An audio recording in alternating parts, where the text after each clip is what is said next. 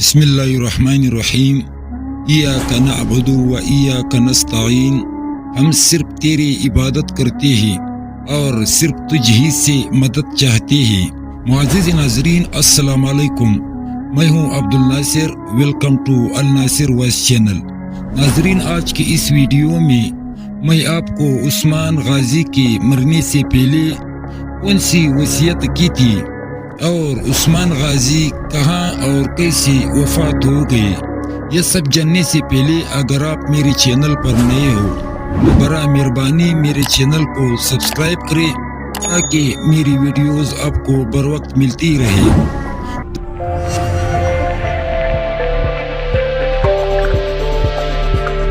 دولت عثمانیہ کے بانی عثمان بن ارطغرل کی کارروائیاں اور فتوحات اقتصادی، عسکری یا کسی اور مصلحت کے لیے نہیں تھی، بلکہ ان کی غرض صرف اور صرف کلمہ حق اور دین اسلام کی ترویج تھی۔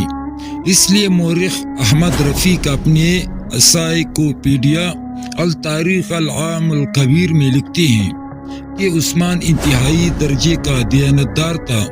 وہ جانتا تھا کہ اسلام کی نشر و اشاعت ایک مقدس فریضہ ہے۔ وہ نہایت سنجیدہ اور وسیع سیاسی فکر و نظر کا مالک تھا۔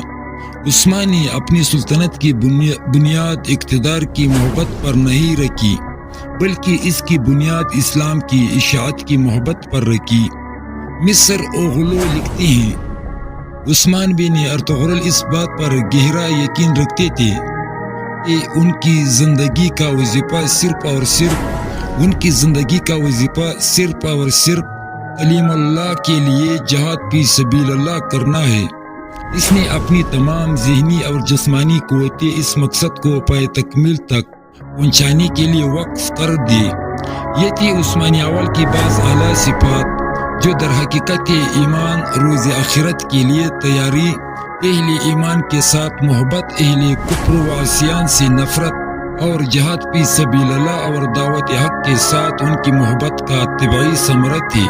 یہی وجہ ہے کہ عثمان اپنی فتوحات میں ایشیا کوچک کے علاقے میں رومی حکمرانوں سے تین میں سے ایک چیز اختیار کرنے کا مطالبہ کرتے تھے، یا اسلام قبول کرے، یا جزیت دے دے، یا پھر جنگ کے لیے تیار ہو جائے۔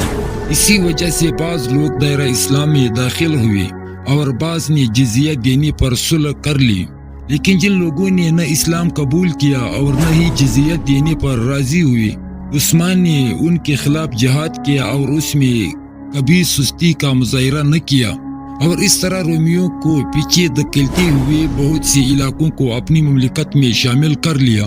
ایمان باللہ اور خوف آخرت کی بدولت عثمان کی شخصیت میں بڑی سنجیدگی اور ذہبیت تھی۔ اسی وجہ سے اس کی قوت اس کی عدالت پر، اس کا اقتدار اس کی رحمت پر، اس کا خناس کی تواضع پر غالب نہ ہے۔ وہ اللہ کی تائید و نصرت کا مستحق بن گیا۔ اللہ تعالیٰ نے اسے اقتدار پر غلبہ کی اسباب مہیا کی۔ یہ اللہ کریم کا اپنے بندہ عثمان پر خصوصی فضل تھا۔ علماء اسلام امیر کو گھیرے رہتے تھے اور سلطنت میں شرعی احکام کی تنفیذ اور انتظامی امور کی منصوبہ بندی کی نگرانی کرتے رہتے تھے۔ عثمان کے اپنے بیٹے کے نام وصیت آج بھی تاریخ میں موجود ہے، جس کا ہم مطالعہ کر سکتے ہیں۔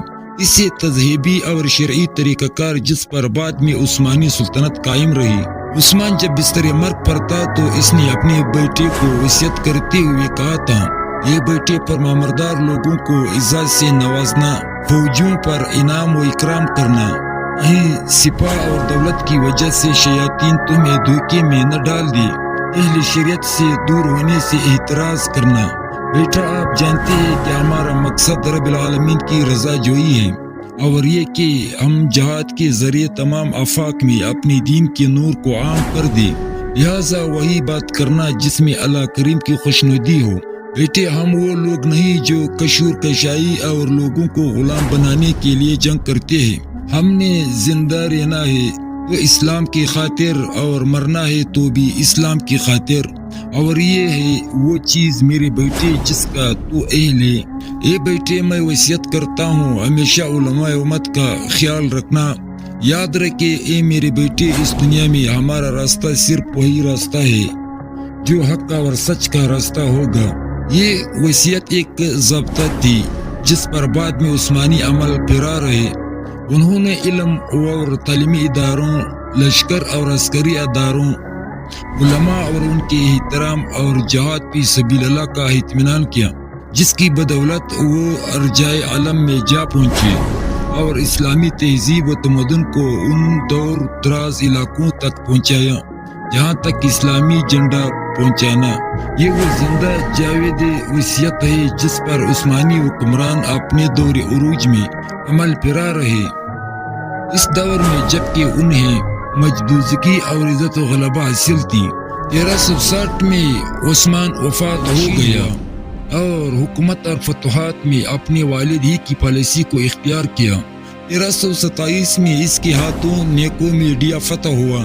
یہ استنبول کے قریب ایشیا کوچک کے شمالی مغرب میں واقع ایک شہر ہے جس کا موجودہ نام عظمیت ہے۔ اورخان نے یہاں پہلی عثمانی یونیورسٹی قائم کی اور داؤد قصری کو اس کا پرنسپل مقرر کیا، جو عثمانی علماء میں بڑی شہرت رکھتے تھے اور انہوں نے مصر سے علوم کی تحصیل کی تھی۔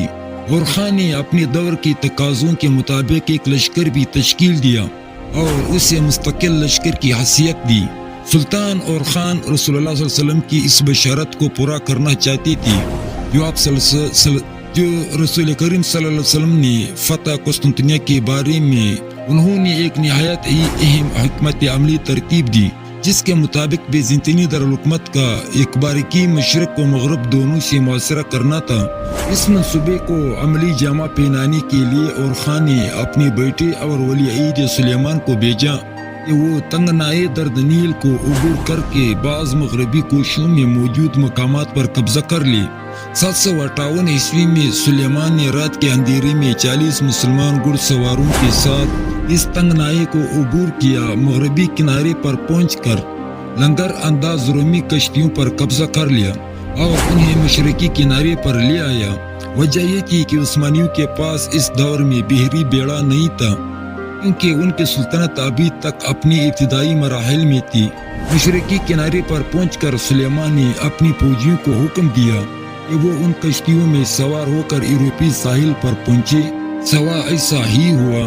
مسلمانوں نے یورپی ساحل پر پہنچ کر قلعہ ترنب کی بندرگاہ غالبو لی کی، جس میں قلعہ جنا قلعہ، ابسالہ اور رودستوں واقع تھی، ان پر قبضہ کر لیا۔ یہ تمام شہر اور قلعے تنگنائے درد نیل پر واقع تھے اور جنوب سے شمال کی طرف دور تک پھیلے ہوئے تھے۔ اس طرح سلطان نے ایک بہت ہی بڑا اقدام کیا جس سے ہر اس شخص کو فائدہ پہنچایا جس نے فتح قسطنطنیہ کے لیے کوشش کی۔ سلطان اورخان کی زندگی کا ایک اہم کارنامہ اسلامی لشکر کی تاسیس اور اسے ایک خاص فوجی نظام کا پابند بنانے کے لیے منصوبہ بندی کرنا ہے۔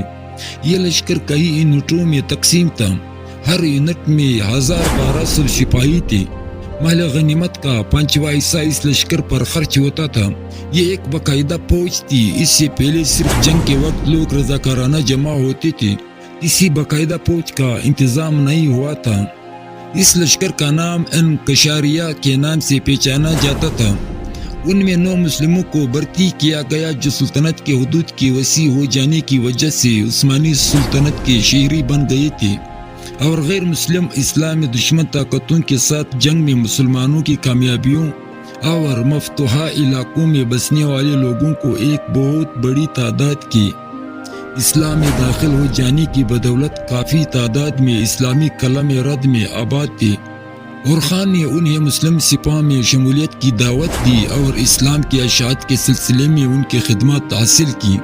اورخان کے تمام غزوات رومیوں کے خلاف تھے، لیکن 1336 میں کراسی کے شہر کے امیر کی وفات کا واقعہ پیش آیا۔ کراسی ان امارات میں سے ایک تھی جن کی بنیاد سلاجقہ روم کی سلطنت کی کنڈرات پر رکھی گئی تھی۔ والد کی وفات کے بعد بھائیوں میں سلطنت کے لیے نزاع پیدا ہوا۔ اورخان نے اس موقع سے فائدہ اٹھایا اور اس امارات پر قبضہ کر لیا۔ یہ نوزائیدہ دولت عثمانیہ کے اہداف میں شامل تھی۔ یہ ایشیا کو چک میں سلج کر روم کی سلطنت کی وراثت حاصل کی اور جو علاقہ ان کی زیر نگی رہ چکے تھے ان پر غلبہ حاصل کیا جائے۔ اسی وجہ سے محمد فاتح کی دور حکومت تک ان کے لیے اور دوسری اماراتوں کے درمیان چپکلش چلتی رہی تھی، حتیٰ کہ پورا ایشیا کوچک عثمانی سلطنت میں شامل ہو گیا۔ استحکام سلطنت کے لیے اور خان نے اصلاحی اور عمرانی امور کی طرف توجہ مبذول کی، فوجی طاقت بڑھایا، مساجد تعمیر کیے، علمی ادارے قائم کیے اور ان پر بہترین علماء اور اساتذہ کو نگران مقرر کیا۔ پورے ملک میں ان علماء کو بڑی قدر و منزلت کی نگاہ سے دیکھتا تھا۔ ہر دیہات میں مدرسے تھی اور ہر شہر میں کالج تھا۔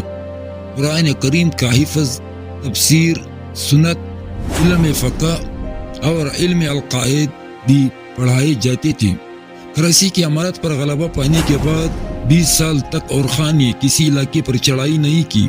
20 سال کا یہ عرصہ ملکی نظم و ضبط کو بہتر بنانے کے لیے انتظامی امور کو نئے خطوط پر استوار کرنے اور فوجی تنظیموں میں گزارے تھے۔